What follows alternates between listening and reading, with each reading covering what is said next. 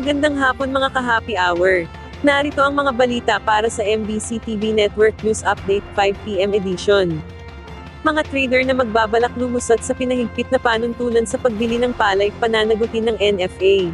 Nagbabala si National Food Authority Administrator Larry Lacson laban sa mga trader na patuloy na mananamantala sa programa ng pamahalaan sa pagbili ng palay. Kasunod ito ng bagong patakaran ng NFA na lilimitahan sa 100 bag ng palay ang maaaring bilhin mula sa bawat magsasaka upang matiyak na ang benepisyo ay mapupunta sa maliliit na magsasaka.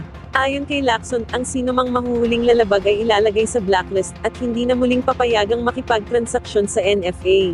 Dagdag pa niya, hindi rin palalampasin ng mga kawani ng NFA na lalabag sa mga alituntunin. Patuloy ang panawagan ng NFA sa mga kooperatiba at traders at kawani nito na sumunod sa tamang proseso upang masiguro ang patas at maayos na pagpapatupad ng programa.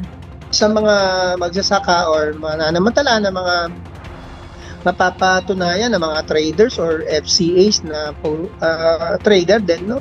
Well, iba blacklist natin sila para hindi na sila makapag-transact sa atin. Doon naman sa ating mga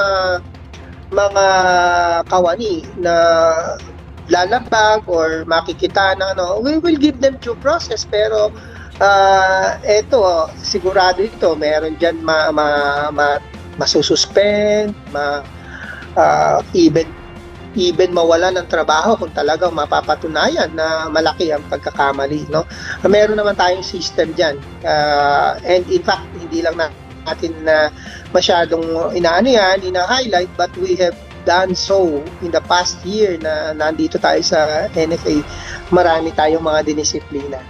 Samantala, sa Metro Manila ngayon, MMDA magpapasaklolo sa PNP para tugunan ang nakawin sa mga pasilidad ng pamahalaan. Makikipagpulong ang Metropolitan Manila Development Authority sa Philippine National Police upang paigtingin ang seguridad ng mga pasilidad ng pamahalaan. Ito'y para tugunan ang mga insidente ng pagnanakaw gaya ng nangyari sa mga kable ng MMDA para sa mga CCTV camera na ginagamit sa no-contact apprehension policy. Ayon kay MMDA General Manager Undersecretary Procopio Lipana, para maiwasan ang kahalintulad na insidente ay kinokonsidera ng MMDA na maglagay ng proteksyon tulad ng barrier sa ilang mga CCTV na delikado sa pagnanakaw. Nabatid na habang nagsasagawa ng testing noong nakaraang linggo, napansin na lang ng MMDA na mayroong humming sound, kaya't nagsagawa sila ng troubleshooting at dito nila napag-alamang nanakaw na ang mga kable ng CCTV sa Guadalupe. June 26 nang masakote ng Makati Police ang tatlong nasa likod ng pagnanakaw ng kable ng MMDA, matapos maaktuhan sa EDSA Guadalupe kung saan din unang napaulat na naputol ang kable ng kanilang CCTV.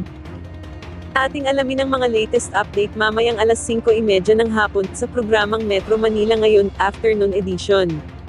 At yan ang mga balita para sa MBC TV Network News Update 5 PM edition. Samahan ninyo kami bukas mula alas 9 ng umaga hanggang alas 5 ng hapon.